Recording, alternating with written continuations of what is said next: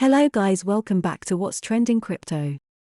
To find out about future update on trends, make sure to hit the subscription notifications bell. Okay. Let's talk about what's trending today. Per a report from the Japan Times, the Asian country has started to discuss ways in which Russia could use crypto to escape sanctions.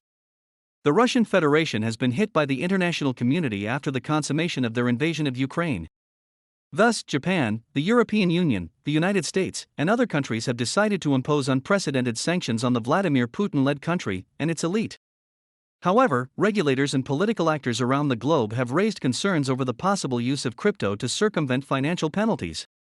According to the report, Japan's Virtual and Crypto Assets Exchange Association are discussing ways to maintain sanctions against Russia effectively. The Japan Times quotes a regulatory official familiar with the matter. The Japanese institutions are specifically trying to come up with a method to prevent sanctioned entities and people to transfer digital assets.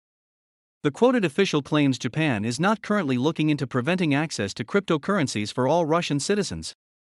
In that way, the Asian country is allegedly only trying to prevent traditional finances and digital assets to become tools for sanctioned individuals to escape the measures. The Japan Times added the following from Shinichi Suzuki, Finance Minister for Japan. We are closely watching the situations of settlements such as crypto assets and SPFS in order to secure effectiveness of sanctions against Russia. The report from the Japan Times claims digital assets are potentially be sent from one person directly to another regardless of any government sanctions or other restrictions. Therefore, claiming this asset class is more convenient to avoid sanctions. However, the Japan Times fails to acknowledge that digital assets are run on public blockchains. The transparency of the transactions on the network seems a disadvantage and deterrent from people trying to remain in the shadows and escape international authorities. Why crypto is the worst tool to try to avoid sanctions? Brian Armstrong, CEO of leading U.S. crypto exchange Coinbase, seems to agree with this idea. In a thread shared via his Twitter account, the executive said the following on the risk of digital assets becoming an escape for sanctioned entities and individuals. We don't think there's a high risk of Russian oligarchs using crypto to avoid sanctions. Because it is an open ledger, trying to sneak lots of money through crypto would be more traceable than using US dollars cash, art, gold, or other assets. A case could be made that cash US dollars or physical gold bars are better to fulfill this objective. However, international regulators and political actors are using these arguments potentially as a way to illegitimize cryptocurrencies. Armstrong quoted Carol House, National Security Council Director, to strengthen his defense for digital assets. House believes the scale of the sanctions makes digital assets an inefficient way for Russia to try to circumvent sanctions.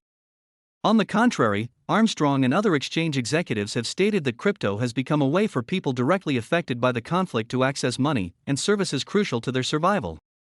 The executive added, ordinary Russians are using crypto as a lifeline now that their currency has collapsed.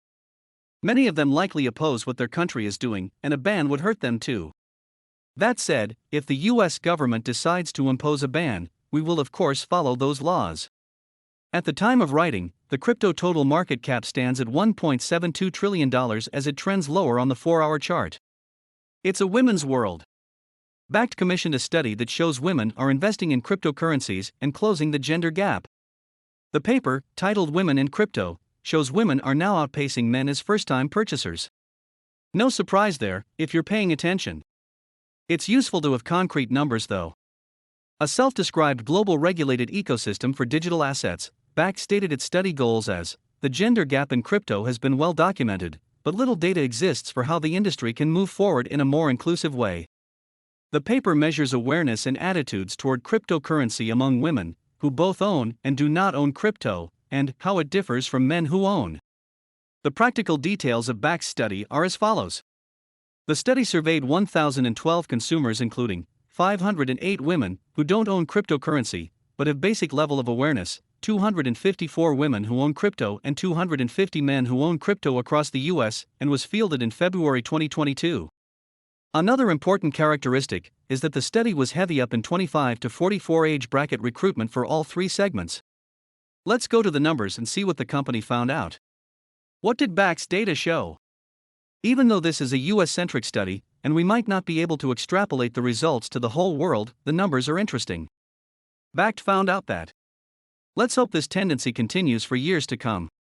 Men were early crypto adopters, but women are now outpacing men as first-time purchasers. 38% of women made their first crypto purchase in past 6 months compared to 30% of men. These excuses will sound familiar. The top barriers identified by women who don't currently own crypto include not knowing how to get started, 52%, not understanding crypto utility, 52%, and lacking extra funds to invest, 49%. Considering the state of the world, the surprise is that the percentages aren't even higher.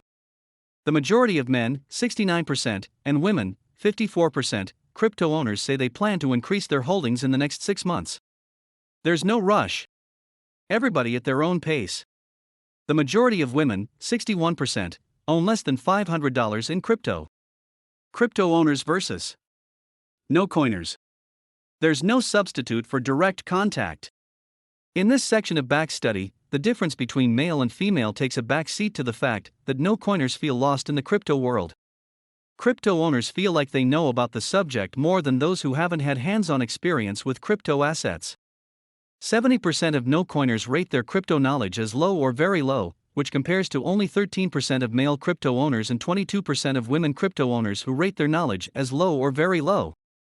Women no-coiners select confusing, risky, and scary as top words to describe how they perceive crypto. On the other hand, crypto owners of both sexes share some of the same top words including opportunity, growth, bold, and revolutionary. In this female-only item, 82% of women who have purchased crypto say they are likely to purchase in the future, compared to only a third of women no-coiners. What are these people buying though? According to Bakkt, both men and women crypto owners in the study reported their top coin investments as Bitcoin and Ether. Here's a chart that goes even deeper and mentions the internet's favorite meme coin, Doge. Bakkt isn't the only one. Other recent studies. Were these papers produced to celebrate Women's History Month and International Women's Day? Probably so. And that's great. Recently, BlockFi published the results of a similar study. Always ready, Bitcoinists summarized them as follows. The latest survey from BlockFi shows that women are more interested in cryptocurrencies than ever, with 1/3 planning on buying digital assets this year. Furthermore, 60% of these women say they will be doing so within the next few months. The current survey depicts double women's interest compared to the exact nature of the study conducted in September 2021, resulting in 29% of women showing interest in buying crypto next year. To close this, let's quote Nancy Gordon, Bakkt's Chief Product Officer. Despite recent crypto volatility, there's continued momentum for women's crypto adoption, and it's reassuring to see that the barriers to entry can be overcome through education. Thank you for your time and make sure hit the subscribe button for future update on what's trending.